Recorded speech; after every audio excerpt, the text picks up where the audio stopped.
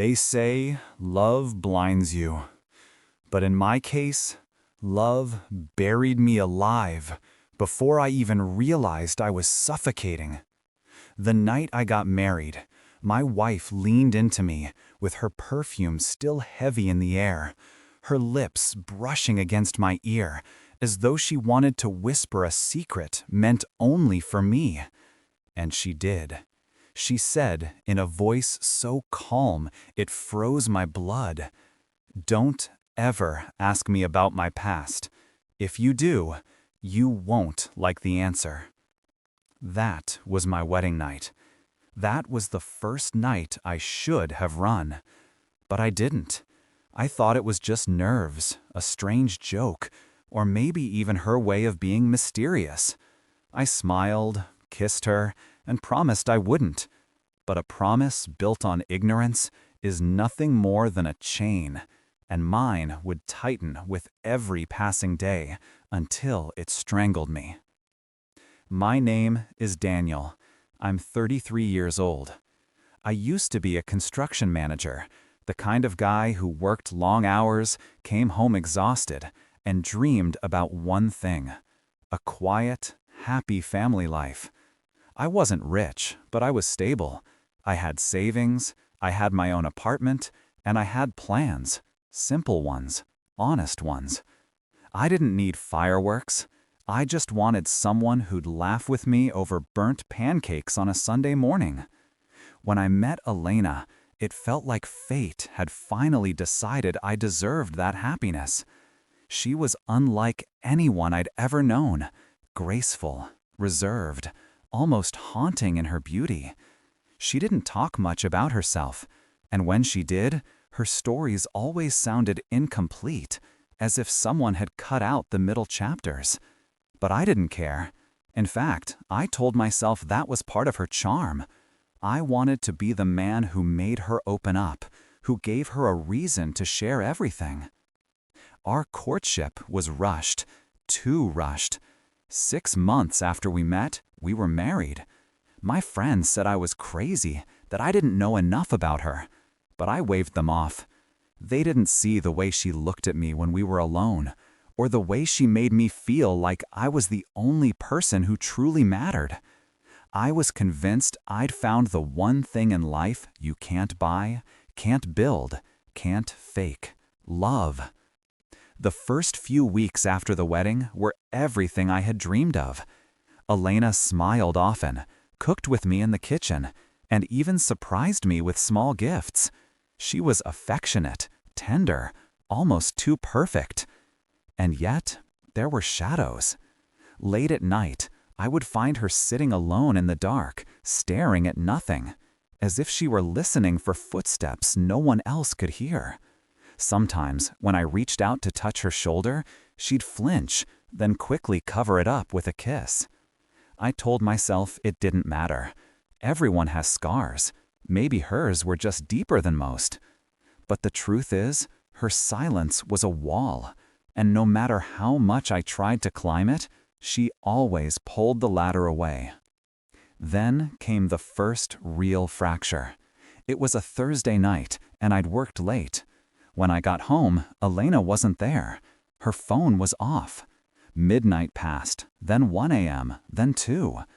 When she finally walked through the door, her hair was wet from the rain, her dress clinging to her as if she'd been caught in a storm. She said she'd been with a friend from her old job, someone she hadn't seen in years. She smiled too hard when she said it. Her voice shook like she was reciting lines from a script. I wanted to believe her. God help me, I wanted to. So I wrapped my arms around her, kissed her forehead, and told her it was fine. But as I did, I saw something in her eyes: fear. Not the fear of being caught in a lie, but the fear of something bigger, something looming over her that I couldn't yet see. The weeks that followed were a blur of small inconsistencies. She'd leave the house without saying where she was going. She'd spend hours on her phone, always locking the screen the moment I walked in.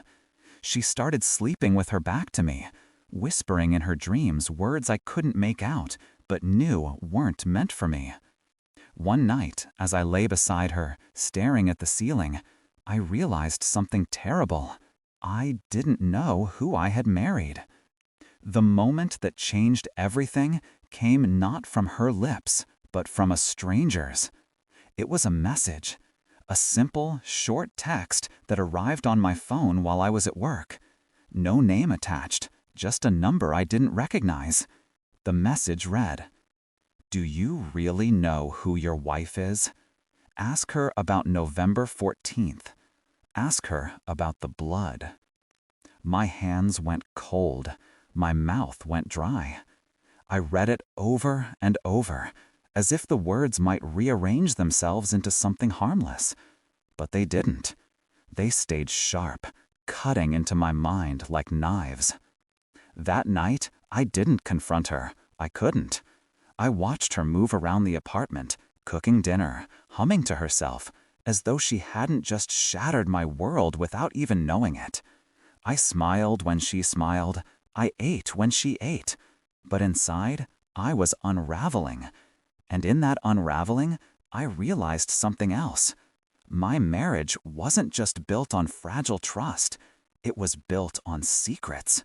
And secrets, I would soon learn, have a way of bleeding through the walls no matter how hard you try to keep them hidden. When I finally lay down that night, listening to her breathe beside me, I thought about the message again. November 14th. The blood. I didn't know it then, but that date, that single clue, would be the beginning of my descent into a world I never asked to enter. A world of violence, betrayal, and a truth so horrifying it would cost me everything. I wanted to believe that my wife was simply adjusting to our new life together, that the nervous smile she carried at the breakfast table was nothing more than the jitters of a newlywed. But slowly, almost imperceptibly at first, small cracks began to show.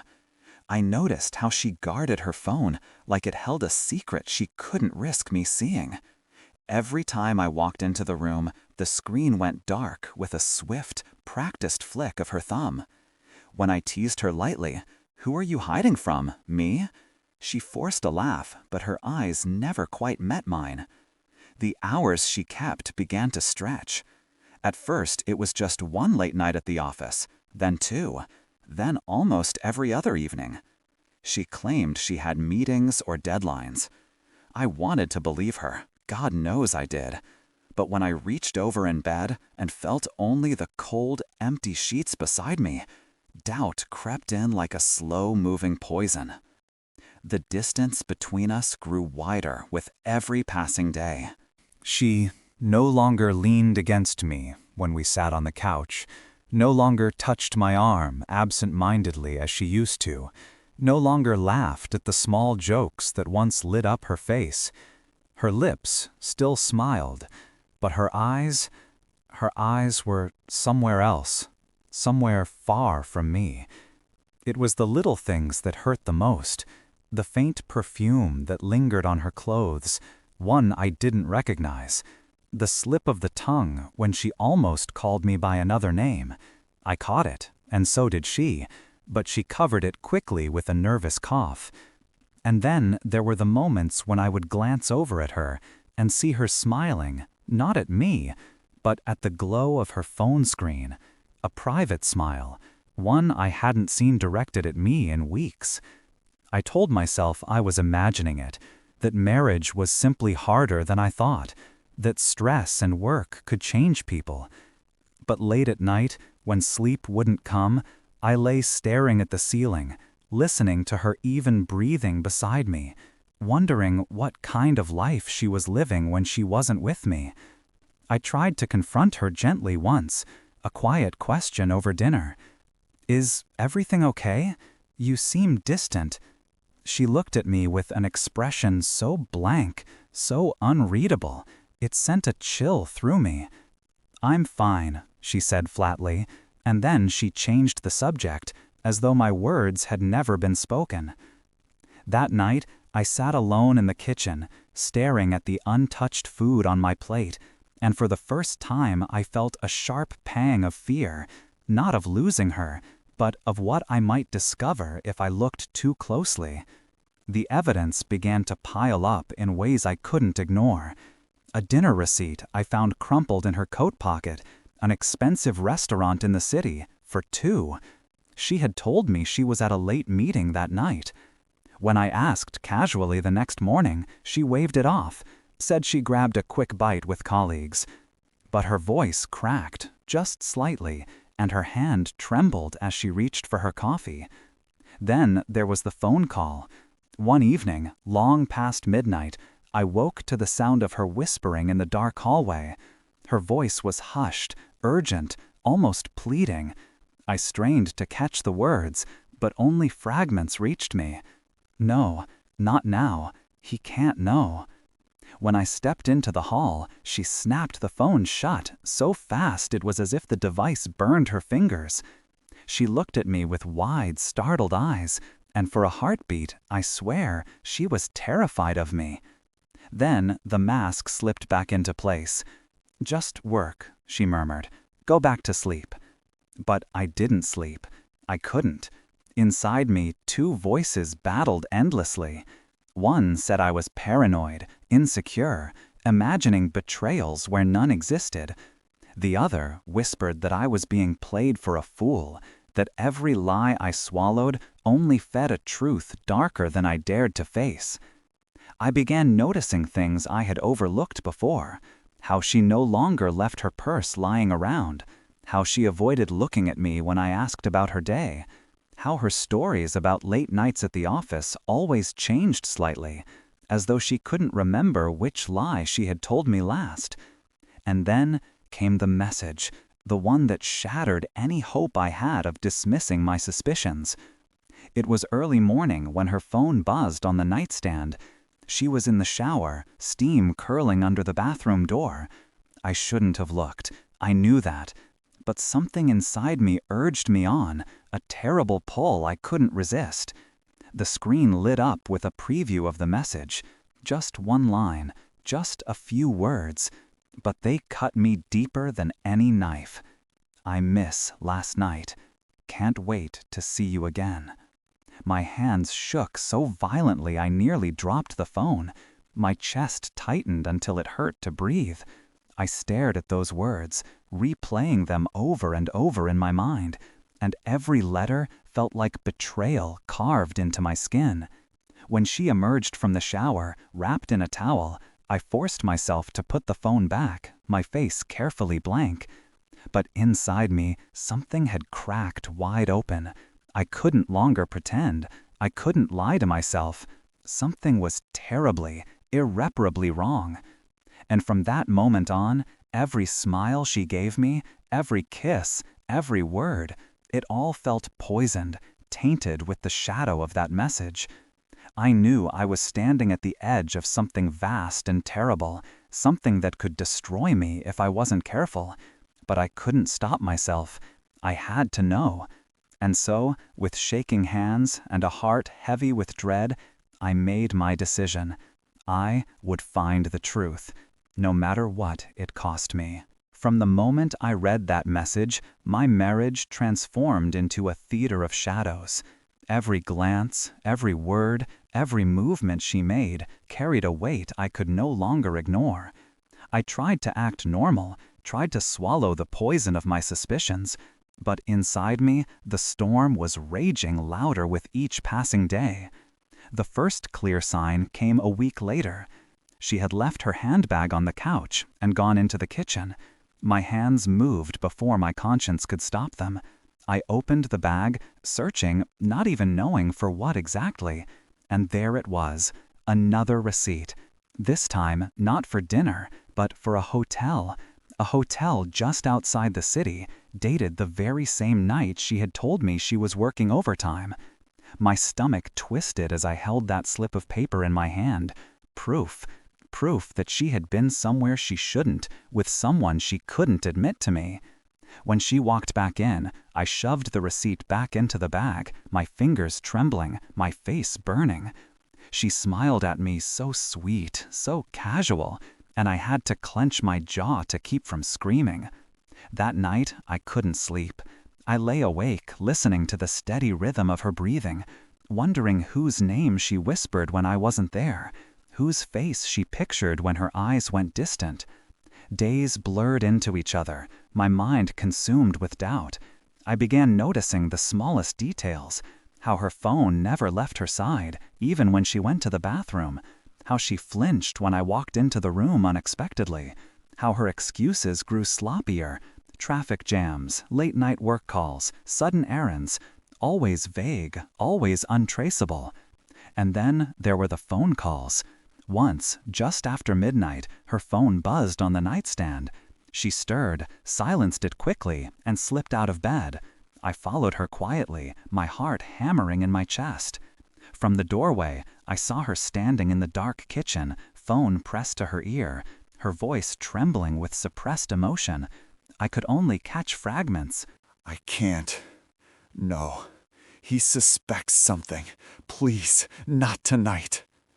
I froze there, every muscle taut, torn between storming in and demanding answers, or slipping back into bed like a coward. In the end, fear won. Fear of hearing the truth I already half knew. But the silence between us became unbearable. The warmth that had once filled our home had drained away, replaced with tension so thick it suffocated me. When I tried to hold her, she stiffened. When I kissed her, she turned her face slightly, her lips cold and unresponsive. It felt like I was living with a stranger. Finally, I broke. One evening, as we sat across from each other at dinner, her eyes glued to her phone, I couldn't hold it in any longer. "Who keeps calling you?" I asked. My voice was low, trembling, but there was steel underneath. She froze. For a heartbeat too long, her fork hovered midair. Then she set it down slowly and looked at me. Her eyes were unreadable, but her tone was sharp. "It's work. Why are you interrogating me like a criminal?" "I'm your husband," I snapped, louder than I intended. "If it's work, then why hide it? Why all the secrets? Why the lies?" Her face hardened.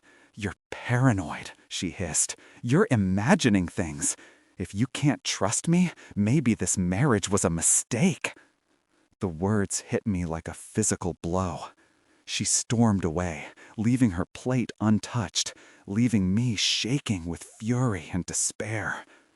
I wanted to believe her denial. I wanted to believe I was paranoid, but the evidence screamed otherwise, and her reaction only deepened my suspicion. She hadn't reassured me. She hadn't comforted me.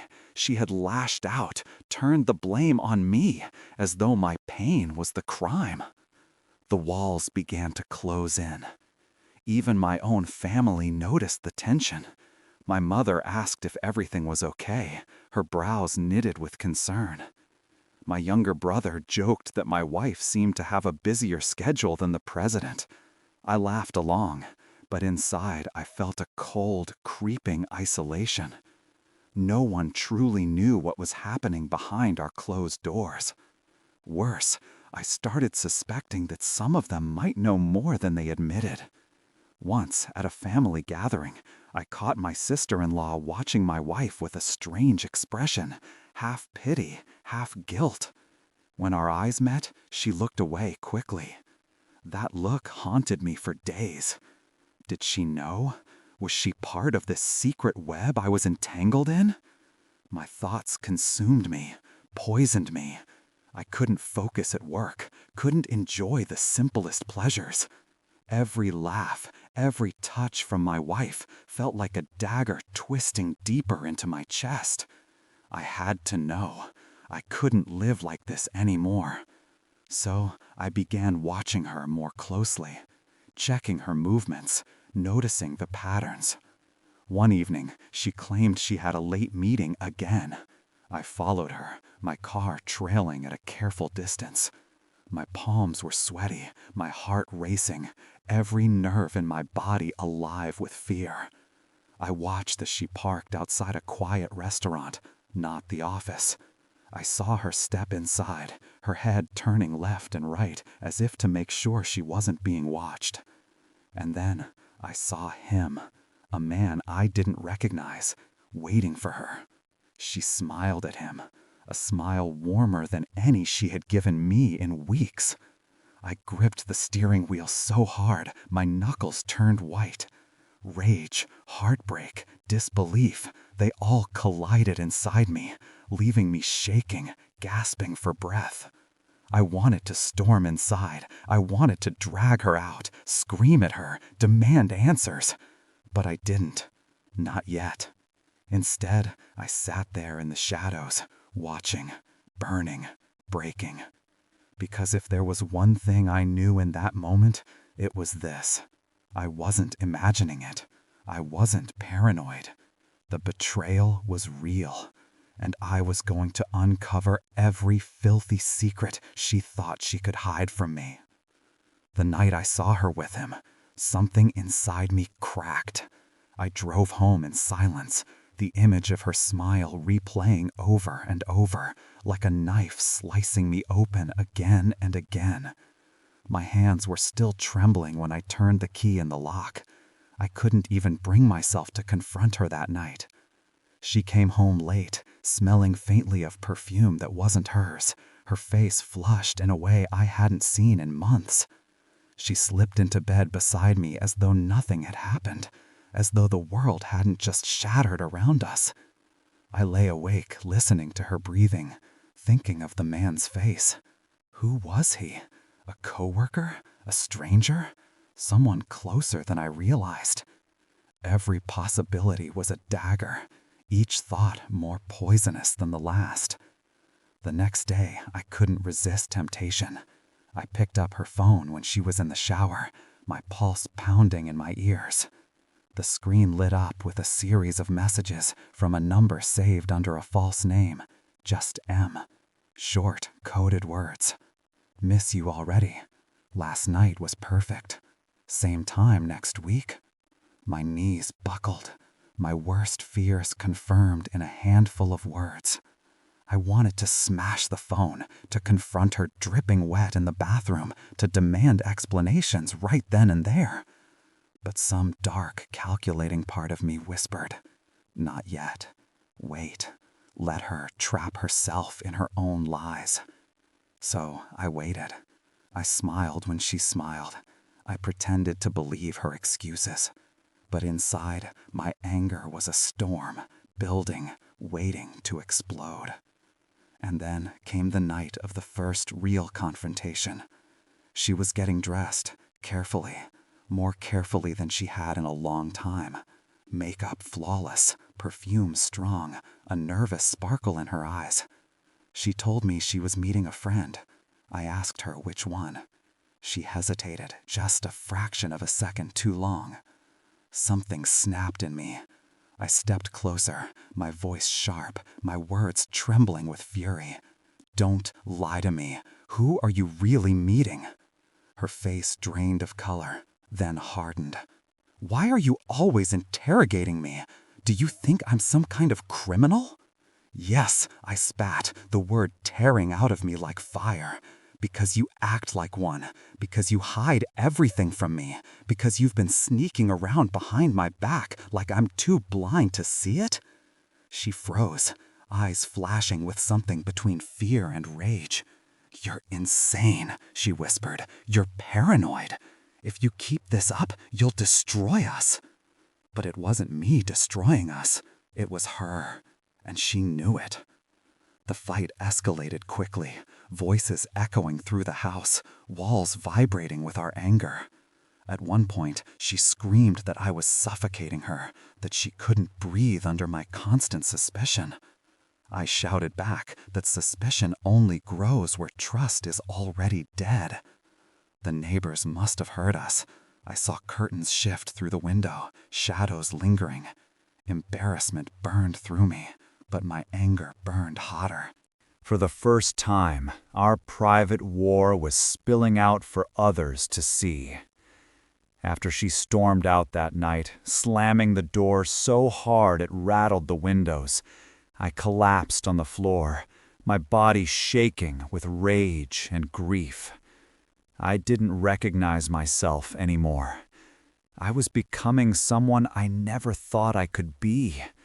Bitter, suspicious, violent in words, drowning in despair. But fate wasn't finished with me. 2 days later, I found something that shattered what little restraint I had left. I had decided to dig deeper, to follow the threads she thought she had hidden so carefully. I checked our shared bank statements. That's when I saw them. Transfers, small but regular, to an account I didn't recognize. And the dates? They matched her so-called overtime nights. My blood turned to ice. Not only was she cheating on me, she was funding something, someone. I printed the statements, tucked them into an envelope, and waited for her to come home. When she finally did, late again, I laid the envelope on the table between us. "What's this?" she asked, her voice wary. "Open it," I said, my tone flat, emotionless.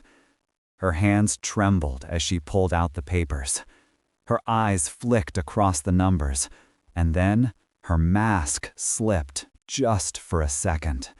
Panic, pure panic, flashed across her face.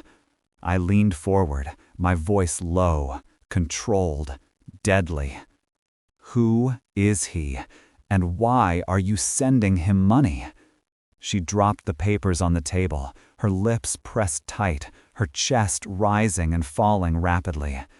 For a moment, I thought she would finally confess, but instead, she exploded. "You went through my bank account? You spied on me? Do you realize how insane you sound?" It was the same dance, the same deflections, but this time, the mask cracked. This time, I saw the truth in her eyes, even if she refused to speak it aloud. And I realized something chilling. This wasn't just an affair. This wasn't just betrayal of the heart. There was more, something darker, something she was terrified of me uncovering. That night, as she slept beside me, I lay awake, staring at the ceiling, the evidence replaying in my head. The receipts, the messages, the money, the lies. She wasn't just hiding a lover. She was hiding a secret, one that could destroy us both. And I was going to find it, no matter what. The night I found the truth, it was raining. The kind of rain that drowns out footsteps, that cloaks the world in shadows and secrets. My instincts told me to follow her, and for once, I didn't hesitate. I waited until she thought I was asleep, then trailed her car from a distance, my heart pounding against the steering wheel like it wanted to break free. She drove across town, away from the neighborhoods we knew, into a part of the city where neon lights flickered against broken windows. My pulse quickened. This wasn't the home of a friend, nor was it a place for a simple late-night drink. She parked outside a cheap motel, the kind where lives fell apart and no one asked questions. I watched as she stepped out, umbrella shielding her from the storm. Moments later, a man emerged from the shadows. Tall, broad-shouldered, his face obscured by the hood of his jacket. But what made my stomach twist wasn't his appearance. It was the way she ran to him. Not walked, not hesitated. She ran, like a woman escaping a prison cell, like a lover reunited after years apart. They kissed under the neon motel sign, rain pouring over them, uncaring if the world saw. My hands gripped the wheel so tightly, my knuckles turned white. The truth was there, undeniable, flashing before me in electric red letters. She was mine in name only. I should have stormed out then, dragged her away, screamed until the heavens shook. But something darker held me back. I needed more. I needed proof, not just for myself, but for everyone who doubted me, for everyone she might try to fool. So I waited. I watched them disappear into the motel room. I sat in the car for hours, every minute burning through me like acid. And when they finally emerged, disheveled, laughing, oblivious to the world, I was ready. I stepped out into the rain, camera in hand. The look on her face when the flash went off was something I will never forget. Her eyes widened in horror, her lips parted, but no words came out. She looked like a ghost, caught between worlds, exposed under the merciless light of truth. The man swore, lunging at me, but I staggered back, keeping the camera raised like a weapon. "Touch me," I hissed, "and this picture goes straight to the police, to your family, to everyone." For a second, the world froze. Then he retreated, pulling his hood tighter, disappearing into the storm without a word. She stood there, rain dripping down her face, mascara bleeding into black tears. "Please," she whispered, "don't do this here." But I had no mercy left. I shouted, my voice echoing off the motel walls. "How long? How many lies? How many nights have you laughed at me while I was dying inside?" She crumpled to her knees, sobbing. People inside the motel began peeking out, doors cracking open. Within minutes, we had an audience. Strangers, neighbors, faces I recognized but never wanted to see here. And she was on the ground, begging, shivering, broken. I thought I had won, but the night had one more twist waiting for me. Because in her desperation, in her attempt to silence me, she confessed. Not just to the affair, not just to the lies, but to something darker. "I didn't want you to find out," she choked out. "Not about him, not about what happened before." "What happened before?" I roared. Her shoulders shook, her hands covering her face. And then the words spilled out like poison. "He's not just my lover. He was part of something. I was too. Before I met you, before the wedding. It wasn't supposed to follow me here, but it did. He's not just a man. He's a ghost from my past, and I can't escape him." The crowd gasped. Whispers rippled through the rain. I demanded she explain, but she broke down, screaming words that chilled me to the bone. There was blood, all right. There was death, years ago. We thought it was buried. We thought no one would ever know. But it follows me. It always follows me. And now it's going to destroy you too.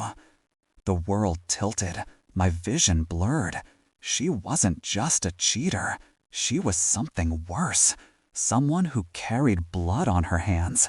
Someone who had walked out of a nightmare and brought it straight into my home. In that moment, everything I thought I knew about my life collapsed. The woman I had married wasn't just unfaithful. She was dangerous. She screamed at me to stop, to delete the pictures, to forget what I heard. But how could I? My wife wasn't who she said she was. My marriage wasn't just broken. It was poisoned. And the whole community had seen it unravel in the rain, under the merciless glow of the motel sign. That night, I didn't just lose a wife. I lost my reality. The morning after the storm, I didn't wake up in my own bed. I hadn't slept at all. I had spent the night in the car, staring at the pictures on my camera, replaying her confession over and over in my head like a cursed tape that wouldn't stop spinning. The woman I had called my wife The woman I had trusted with my soul wasn't just unfaithful, she was a stranger. And worse than a stranger, she was something darker, something that reeked of blood and secrets. When I finally went home, she was there, waiting, her eyes red and swollen, her hands trembling like she had been pacing the floor all night. "Please," she whispered when I stepped inside, "let's talk. Not here, not like this." But there was nothing left to say in private. She had destroyed that option when she dragged me into her shadows. So instead, I opened my laptop, uploaded the photos, and sent them to her family, my family, and a few people she cared about most. If she thought she could hide her filth, she was wrong.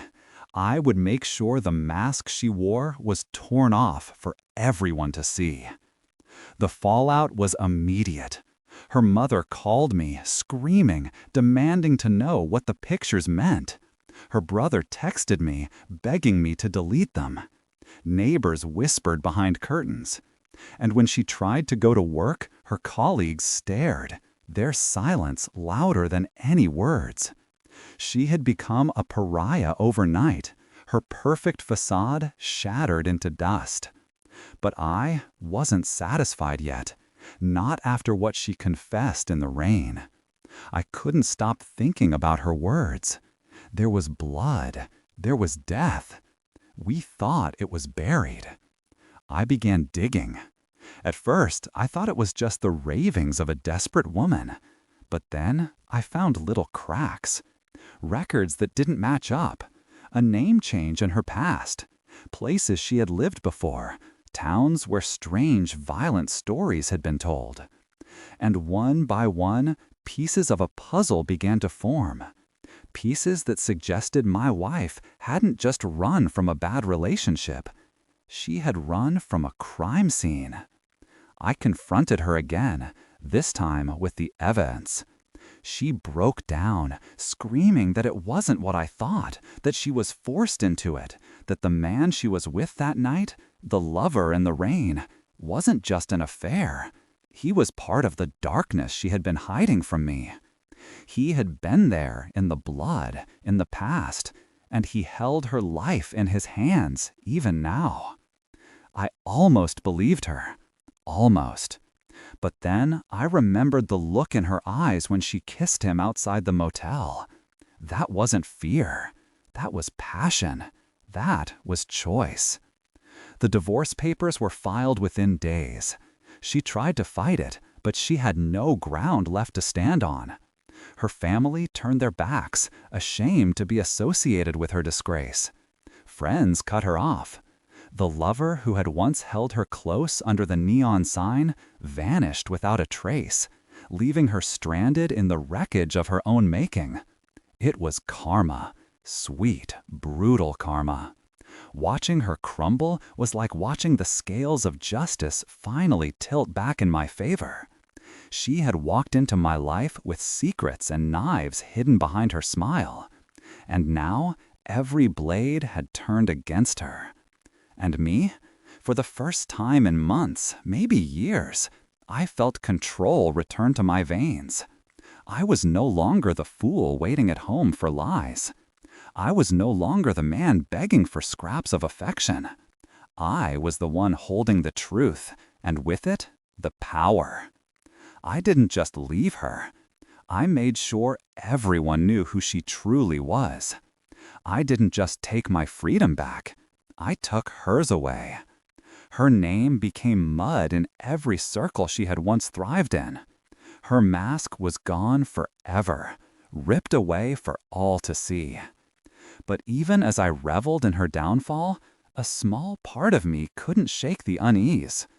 Because if what she said was true, if blood and death really were part of her past, then her downfall wasn't the end. It was only the beginning.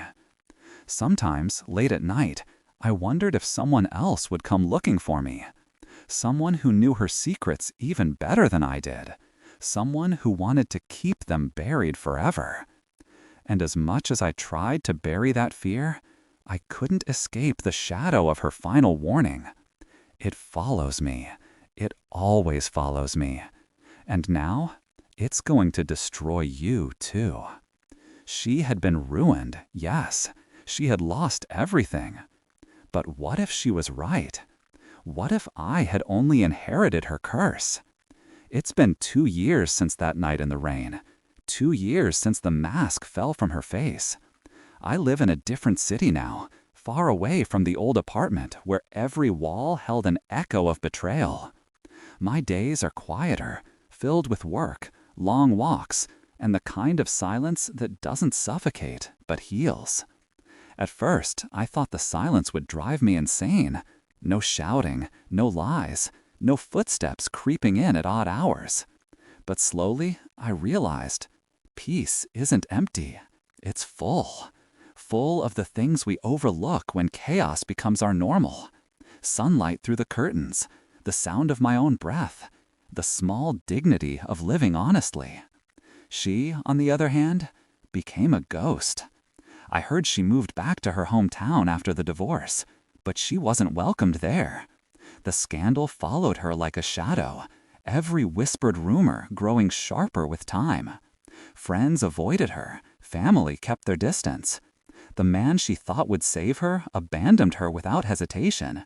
And the so-called love that burned so bright in the rain left her stranded in the cold. Sometimes I imagine her sitting alone in some rented room, staring at her reflection in the mirror, realizing she has nothing left. Not love, not respect, not even the mask she once wore so flawlessly. That thought doesn't bring me joy exactly, but it brings me closure. Because betrayal has a way of consuming itself. Lies eat their creators. Deception devours the deceiver. What she built on falsehoods crumbled the moment truth hit it like a storm. And I survived. But survival wasn't enough. I needed to change. That's the part most people don't tell you about betrayal. It doesn't just end when the betrayer falls. It lingers inside you, poisoning your trust, twisting your thoughts. For months, I doubted everyone. I looked at strangers and saw enemies. I felt love as a threat, kindness as a trap. It took me a long time to understand. Healing doesn't come from revenge alone. Revenge is fire. It burns bright. It consumes. But it doesn't rebuild. Healing comes when you take back your life and decide who you are without the lies, without the mask someone else forced on you. I rebuilt myself piece by piece. I traveled. I read books I had abandoned.